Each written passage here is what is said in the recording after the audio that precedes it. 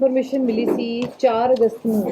ਇੱਕ ਇਨਫੋਰਮੇਸ਼ਨ ਸਾਨੂੰ ਕਿਤੋਂ ਸੀਕ੍ਰੀਟ ਇਨਫੋਰਮੇਸ਼ਨ ਆਈ ਸੀ ਕਿ ਪੁਲਿਸ ਸਟੇਸ਼ਨ 39 ਦੇ ਏਰੀਆ 'ਚ ਕਿਤੇ ਕੋਈ ਕਿਡਨੈਪਿੰਗ ਤੇ ਐਕਸਟੋਰਸ਼ਨ ਤੇ ਲੁੱਟ ਦੀ ਵਾਰਦਾਤ ਹੋਈ ਹੈ।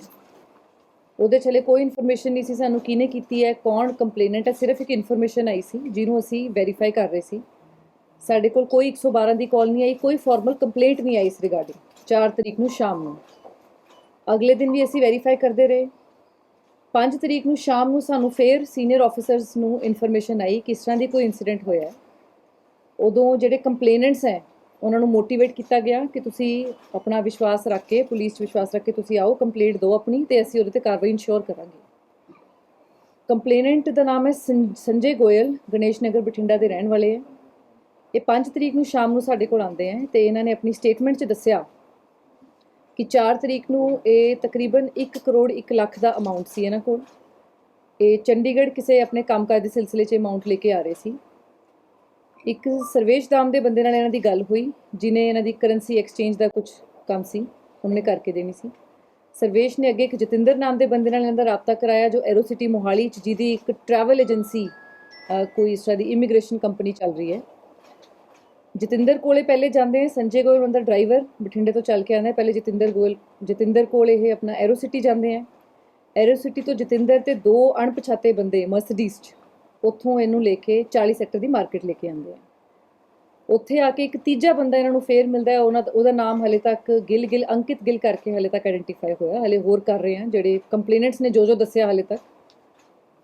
ਇਹ ਤਿੰਨੋਂ ਬੰਦਿਆਂ ਨੇ ਉਹਨਾਂ ਨਾਲ ਆ ਕੇ ਗੱਲਬਾਤ ਕੀਤੀ, ਆਪਣਾ ਉਹਨਾਂ ਦੀ ਗੱਡੀ 'ਚ ਆ ਕੇ ਬੈਠੇ ਸੈਕਟਰ 40 ਦੀ ਮਾਰਕੀਟ 'ਚ। ਇਹਨਾਂ ਦੀ ਗੱਲਬਾਤ ਹੋਈ, ਪੈਸੇ ਦਾ ਦੇਖਿਆ ਇਹਨਾਂ ਨੇ ਕਿ ਅਮਾਊਂਟ ਸਾਰਾ ਪੂਰਾ ਹੈ। ਉਹਨਾਂ ਤੋਂ ਕਨਫਰਮੇਸ਼ਨ ਲਿੱਤੀ, 500 ਦੇ ਨੋਟ ਜਿਵੇਂ ਕਿ ਤੁਸੀਂ ਦੇਖਿਆ, ਇਹਨਾਂ ਤੋਂ ਕਨਫਰਮ ਕਰਕੇ ਇਹ ਕਹਿੰਦੇ ਕਿ ਦੂਜੀ ਪਾਰਟੀ ਆਉਣ ਵਾਲੀ ਹੈ ਤੇ ਤੁਸੀਂ ਵੇਟ ਕਰੋ। ਵੇਟ ਕਰਨ ਤੋਂ ਬਾਅਦ ਥੋੜੀ ਦੇਰ ਬਾਅਦ ਹੀ ਇੱਕ ਕੰਪਲੇਨੈਂਟ ਦਾ ਕਹਿਣਾ ਹੈ ਕਿ 3 ਬੰਦੇ ਉੱਥੇ ਆਉਂਦੇ ਆ ਜਿਨ੍ਹਾਂ 'ਚੋਂ ਇੱਕ ਵਰਦੀਧਾਰੀ ਬੰਦਾ ਸੀ, ਬਾਕੀ 2 ਬੰਦੇ ਸਿਵਲ ਡਰੈਸਡ ਸੀ। ਇਹਨਾਂ ਦੀ ਗੱਡੀ ਤੇ ਆ ਕੇ ਨੌਕ ਕਰਦੇ ਆ, ਉਹਦੀ ਸਰਚ ਹੁੰਦੀ ਹੈ। ਸਰਚ 'ਚ ਭਾਰੀ ਮਾਤਰਾ ਵਿੱਚ ਕੈਸ਼ ਜਿਹੜਾ ਬਰਾਮਦ ਹੁੰਦਾ। ਜਤਿੰਦਰ ਤੇ ਗਿੱਲ ਜਿਹੜੇ 2 ਐਂਟੀਟੀਜ਼ ਹੈ ਉੱਥੋਂ ਹੀ ਭੱਜ ਜਾਂਦੇ ਆ। ਜਦੋਂ ਇਹ ਪੁਲਿਸ ਪਹੁੰਚਦੀ ਹੈ ਉਹ ਦੋਨੋਂ ਉੱਥੋਂ ਐਬਸਕੌਂਡਿੰਗ ਹੋ ਜਾਂਦੇ ਆ ਤੇ ਜਿਹੜੀ ਇੱਕ ਮਰਸੀਡੀਜ਼ ਕਾਰ 'ਚ 2 ਅਣਪਛਾਤੇ ਬੰਦੇ ਸੀ ਉਹ ਵੀ ਮੌਕੇ ਤੋਂ ਭੱਜ ਗਏ। ਸਿਰਫ ਸਾਡੇ ਕੰਪਲੇਨੈਂਟ, ਉਹਨਾਂ ਦੇ ਡਰਾਈਵਰ ਤੇ ਕੈਸ਼ ਉੱਥੇ ਰਹਿ ਗਿਆ। ਉਸ ਤੋਂ ਬਾਅਦ ਇਹ 3 ਬੰਦੇ ਜਿਹੜੇ ਜਿਨ੍ਹਾਂ 'ਚੋਂ 2 ਇੱਕ ਪੁਲਿਸ ਮੁਲਾਜ਼ਮ ਸ਼ਨਾਖਤ ਹੋਇਆ, ਹਲੇ 2 ਦਾ ਪਤਾ ਲੱਗ ਰਿਹਾ। ਉਹ ਸਾਰੇ ਇਹਨਾਂ ਨੂੰ ਉੱਥੋਂ ਮੌਕੇ ਤੋਂ ਲਿਜਾ ਕੇ ਇਹਨਾਂ ਤੋਂ ਪੈਸੇ ਆਪਣੇ ਸਾਰੇ ਐਕਸਟੋਰਟ ਕਰਦੇ ਆ। 1 ਕਰੋੜ 1 ਲੱਖ ਦਾ ਅਮਾਊਂਟ ਉਹਨਾਂ ਤੋਂ ਐਕਸਟੋਰਟ ਕਰਦੇ ਆ। ਉਹਨਾਂ ਨੂੰ ਥ੍ਰੈਟਨ ਕਰਦੇ ਆ ਕਿ ਜੇ ਅਸੀਂ ਤੁਹਾਡੇ ਤੇ ਕੋਈ FIR ਕਰ ਦਾਂਗੇ, ਜੇ ਤੁਸੀਂ ਕਿਸੇ ਨੂੰ ਦੱਸਿਆ ਤਾਂ ਫਾਲਸ FIR ਕਰ ਦਾਂਗੇ ਤੁਹਾਡੇ ਤੇ। ਉਹਨਾਂ ਨੂੰ ਹੋਰ ਕਾਫੀ ਤਰ੍ਹਾਂ ਨਾਲ ਥ੍ਰੈਟਨ ਕਰਨ ਦੀ ਕੋਸ਼ਿਸ਼ ਕੀਤੀ ਗਈ ਇਹਨਾਂ ਤੋਂ। ਅਮਾਊਂਟ ਆਪਣੇ ਕੋਲ ਰੱਖ ਕੇ ਇਹਨਾਂ ਕੰਪਲੇਨੈਂਟਸ ਨੂੰ ਥ੍ਰੈਟਨ ਕਰਕੇ ਉਹਨਾਂ ਨੇ ਉੱਥੋਂ ਭੇਜਤਾ। ਜਦੋਂ ਇਹ ਕੰਪਲੇਨੈਂਟਸ ਉੱਥੋਂ ਚਲੇ ਗਏ, ਇਮੀਡੀਏਟਲੀ ਚੰਡੀਗੜ੍ਹ ਤੋਂ ਜਾ ਕੇ ਆਪਣਾ ਵਾਇਆ ਸੰਗਰੂਰ ਬਠਿੰਡਾ ਚਲੇ ਗਏ ਬਿਨਾਂ ਕੋਈ 112 ਦੀ ਕਾਲ ਕੀਤੇ ਤੇ ਕੋਈ ਕੰਪਲੇਂਟ ਦਿੱਤੇ। ਇਸ ਕਰਕੇ 4 ਤਰੀਕ ਨੂੰ ਪੁਲਿਸ ਨੂੰ ਇਸ ਬਾਰੇ ਇਨਫੋਰਮੇਸ਼ਨ ਨਹੀਂ ਆਈ। ਸਾਨੂੰ ਕਿਤੇ ਸੋਰਸਿਸ ਤੋਂ ਜ਼ਰੂਰ ਇਹਦੇ ਬਾਰੇ ਪਤਾ ਚੱਲਿਆ। 5 ਤਰੀਕ ਨੂੰ ਜਿਹੜੀ ਕਿ ਕੱਲ ਦੀ ਗੱਲ ਹੈ, 5 ਤਰੀਕ ਨੂੰ ਦੁਬਾਰਾ ਜਿਹੜੇ ਕੰਪਲੇਨੈਂਟਸ ਹੈ ਉਹ ਦੁਬਾਰਾ ਚੰਡੀਗੜ੍ਹ ਆਏ ਇਸ ਉਮੀਦ 'ਚ ਕਿ ਉਹ ਕਿਸੇ ਨੂੰ ਆਪਣੀ ਕੰਪਲੇਂਟ ਬਾਰੇ ਦੱਸਣਗੇ। ਪਹਿਲੇ ਉਹ ਮੋਹਾਲੀ ਗਏ, ਉਸ ਤੋਂ ਬਾਅਦ ਚੰਡੀਗੜ੍ਹ ਆਏ।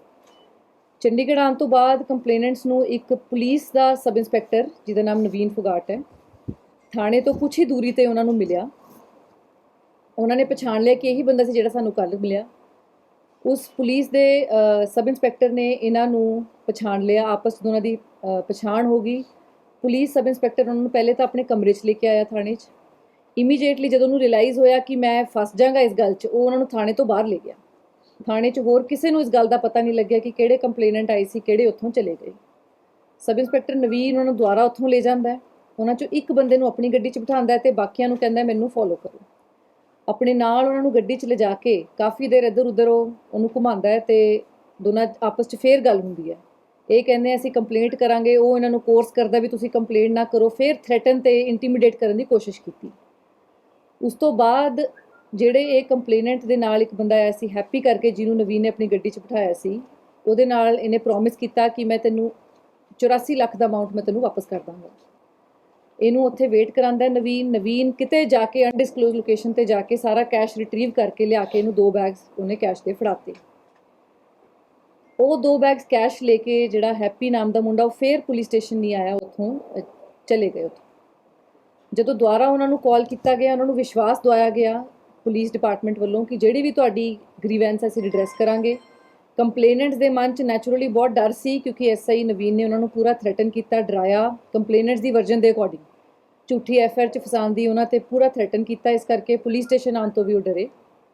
ਬਟ ਜਦੋਂ ਸੀਨੀਅਰ ਆਫੀਸਰਸ ਦੀ ਇੰਟਰਵੈਂਸ਼ਨ ਨਾਲ ਜਦੋਂ ਸਾਨੂੰ ਇਨਫੋਰਮੇਸ਼ਨ ਮਿਲੀ, ਮੈਂ ਡੀਐਸਪੀ ਸਾਊਥ ਵੈਸਟ ਤੇ ਐਸਐਚਓ ਮਲੋਆ, ਐਸਐਚਓ 39 ਕਿਉਂਕਿ ਮੈਡੀਕਲ ਰੈਸਟ ਤੇ ਹੈ, ਐਸਐਚਓ ਮਲੋਆ ਕੋਲ ਚਾਰਜ ਹੈ ਪਰਸੋਂ ਤੋਂ ਹੀ।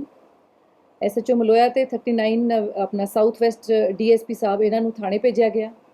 ਕੰਪਲੇਨੈਂਟਸ ਨੂੰ ਮੋਟੀਵੇਟ ਕਰਕੇ ਥਾਣੇ ਬੁਲਾਇਆ, ਸਾਰੀ ਉਹਨਾਂ ਤੋਂ ਗੱਲ ਸੁਣੀ, ਵੈਰੀਫਾਈ ਕੀਤੀ, ਤੇ ਜਦੋਂ ਸਾਨੂੰ ਇਹ ਸਾਰੀ ਗੱਲ ਦਾ ਪਤਾ ਲੱਗਿਆ ਇਮੀਡੀਏਟਲੀ ਐਫਆਈਆਰ ਰਜਿਸਟਰ ਕਰਕੇ ਅਸੀਂ ਇਹਦੇ ਤੇ ਐਕਸ਼ਨ ਲਿੱਤਾ।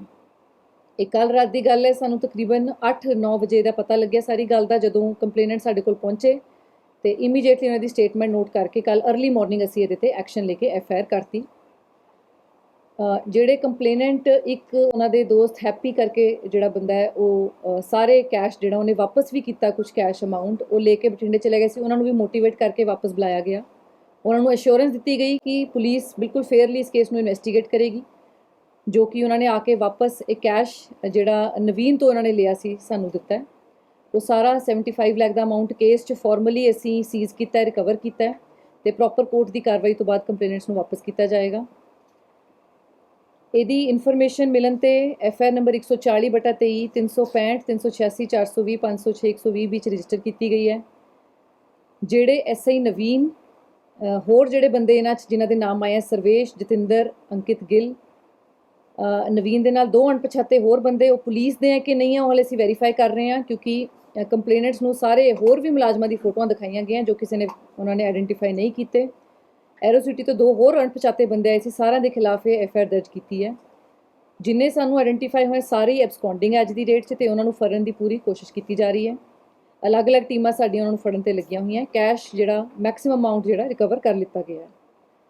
ਇਹਦੇ 'ਚ ਜਿਹੜੇ ਸਬ ਇੰਸਪੈਕਟਰ ਆਪਣਾ ਨਵੀਨ ਫੋਗਾਟ ਹੈ, ਇਹਨਾਂ ਨੂੰ ਕਿਉਂਕਿ ਸਭ ਤੋਂ ਪਹਿਲੇ ਤਾਂ ਇੱਕ ਤਾਂ ਐਕਸਟੋਰਸ਼ਨ ਤੇ ਇੰਟੀਮੀਡੇਸ਼ਨ ਕੀਤੀ ਗਈ ਝੂਠੀ ਐਫਆਈਆਰ ਦੇ ਡਰ ਨਾਲ। ਉਸ ਤੋਂ ਬਾਅਦ ਜਦੋਂ ਕੰਪਲੇਨੈਂਟ ਦੁਆਰਾ ਥਾਣੇ ਆਏ ਕੰਪਲੇਂਟ ਕਰਨ ਤੇ ਉਹਨਾਂ ਨੇ ਅਪਰੋਚ ਕਰਨ ਦੀ ਕੋਸ਼ਿਸ਼ ਕੀਤੀ, ਦੁਆਰਾ ਉਹਨਾਂ ਨੂੰ ਇਨਫਲੂਐਂਸ ਕਰਕੇ ਉਹਨਾਂ ਨੂੰ ਡਰਾ ਧਮਕਾ ਕੇ ਦੁਆਰਾ ਭੇਜਿਆ ਗਿਆ। ਫਿਰ ਵੀ ਪੂਰਾ ਅਮਾਊਂਟ ਨਹੀਂ ਉਹਨਾਂ ਵੱਲੋਂ ਦਿੱਤਾ ਗਿਆ, ਹੋਰ ਡਬਲ ਅਸੀਂ ਕਹਿ ਸਕਦੇ ਹਾਂ ਇਸ 'ਚ ਕ੍ਰਿਮੀਨੈਲਿਟੀ ਆਈ ਸਾਹਮਣੇ। ਇਸ ਕਰਕੇ ਵਿਟਨੈਸਿਸ ਨੂੰ ਧਮਕਾਉਣ ਤੇ ਇੰਟੀਮੀਡੇਟ ਕਰਨ ਦੇ ਆਰੋਪ 'ਚ ਉਹਨਾਂ ਨੂੰ ਸਮੈਰਲੀ ਡਿਸਮਿਸ ਕੀਤਾ ਜਾਂਦਾ ਸਰਵਿਸ ਤੋਂ।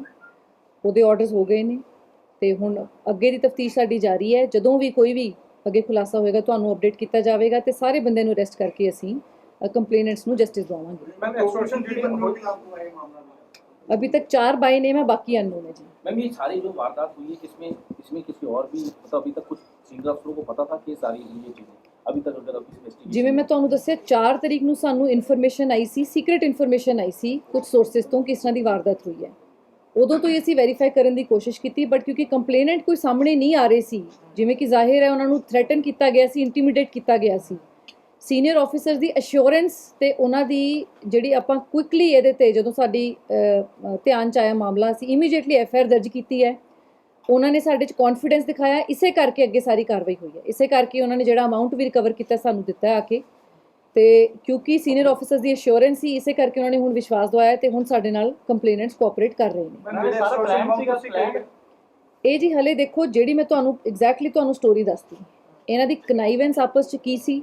ਜਿਹੜੇ ਹੋਰ ਵੀ ਬੰਦੇ ਆ 3 ਜਿਨ੍ਹਾਂ ਨੇ ਪ੍ਰਾਈਵੇਟ ਜਿਨ੍ਹਾਂ ਤੇ ਐਫਆਈਆਰ ਦਰਜ ਹੈ, ਉਹਨਾਂ ਦੀ ਹਲੇ ਅਰੈਸਟ ਹੋਏਗੀ। ਹਲੇ ਤੱਕ ਕਿਉਂਕਿ ਉਹ ਐਬਸਕੌਂਡਿੰਗ ਹੈ, ਸਾਨੂੰ ਇਹੀ ਲੱਗ ਰਿਹਾ ਕਿ ਕੋਈ ਨਾ ਕੋਈ ਕੌਨਸਪੀਰੇਸੀ ਇਹਦੇ 'ਚ ਜ਼ਰੂਰ ਹੈ। 120 ਵੀ ਧਾਰਾ ਇਹਦੇ 'ਚ ਲੱਗੀ ਹੈ ਕ੍ਰਿਮੀਨਲ ਕੌਨਸਪੀਰੇਸੀ ਦੀ।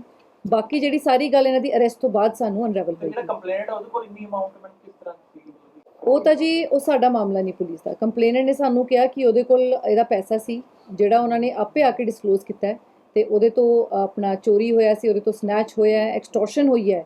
ਬਾਕੀ ਜਿਹੜੀ ਗੱਲ ਹੈ ਇਨਕਮ ਟੈਕਸ ਡਿਪਾਰਟਮੈਂਟ ਦੀ ਹੈ, ਹੋਰ ਹੈ, ਉਹ ਉੱਥੇ ਜਸਟੀਫਾਈ ਕਰ ਸਕਦੇ। ਇਹਨਾਂ ਨੇ ਕਨਵਰਟ ਕਿੱਦਾਂ, ਮਤਲਬ ਕਿ ਜਿਹੜੇ 500 ਕਰੋੜ ਨੋਟ ਲੈ ਕੇ ਆਏ ਬਠਿੰਡੇ ਤੋਂ, ਇਹਨਾਂ ਨੇ ਕਿੱਦਾਂ ਕਿਸ 'ਚ ਕਨਵਰਟ ਕਰਨੇ ਸੀ? ਦੇਖੋ ਉਹ ਵੀ ਦੇਖੋ ਇਨਵੈਸਟੀਗੇਸ਼ਨ ਦਾ ਪਾਰਟ ਹੈ। ਉਹ ਹੁਣ ਕੰਪਲੇਨੈਂਟ ਕਿਉਂਕਿ ਆਪੇ ਆਏ ਹੈ, ਦੇ must B having good justification for that.